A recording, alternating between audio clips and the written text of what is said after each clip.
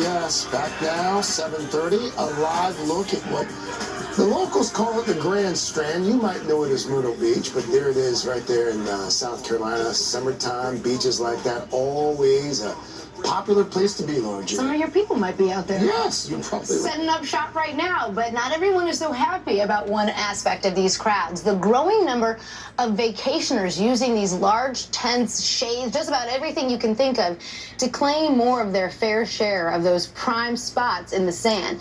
And NBC's Emilie Ikeda is along the Jersey Shore for us with a closer look at what has become one of the season's hottest debates. Emily's only got a towel. Hey guys, good morning to you. Remember the days when all you needed was just a towel, sunblock, maybe some water, but now increasingly it seems like people are needing these elaborate setups. They're packing up to move in for the season with canopies, tents, wagons emerging seemingly everywhere, and along with it, a hot debate over beach etiquette.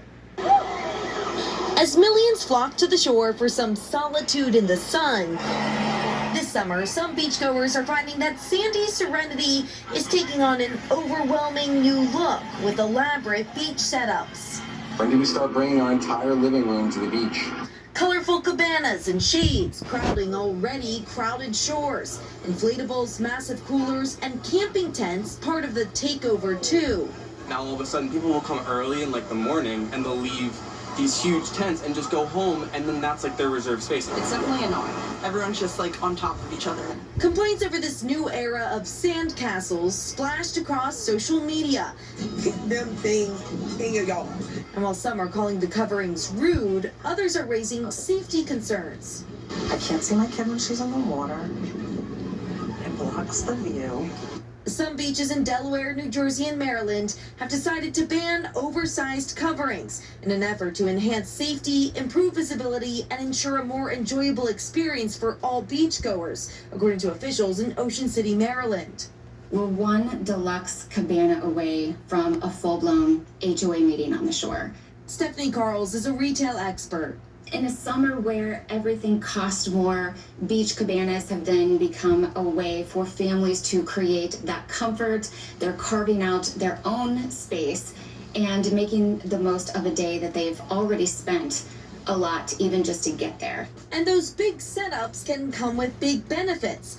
Lifeguards pointing out multiple anchor points are typically more secure than umbrellas, and many hail the coverings as important defenses against the sun, especially when it comes to protecting seniors and young kids. Shibumi reporting a recent surge in demand for its colorful shades, selling more than 100,000 annually. If you need to stay out of the sun, they do serve a great purpose that way. As many agree, there's a mindful way to do it. But I tried to stay back from most of the crowd, and everybody was kind of in front of me. So I thought that was a good compromise. So, Emilie, other than an all-out ban, what's being done to stop these tents from just taking over the beach completely?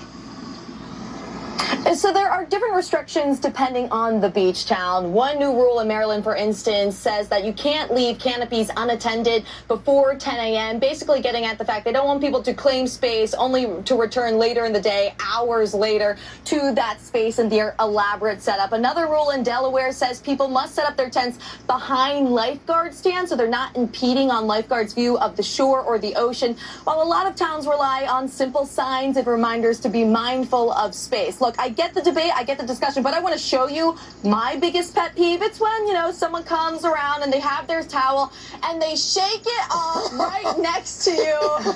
Catherine Koretsky, producer extraordinaire, so excited about this assignment, you guys. What do you think? What's raining on your beach day? What's your biggest pet peeve? That is so true. That is so irritating. I think I'm guilty of the biggest one, Emilie, which is I put a book or a magazine down to save the good spots. Yeah. Beach sprawl. I am guilty of that. Emilie, thank you. Thank you. It's one of those things where I get, especially if you have kids. Yeah.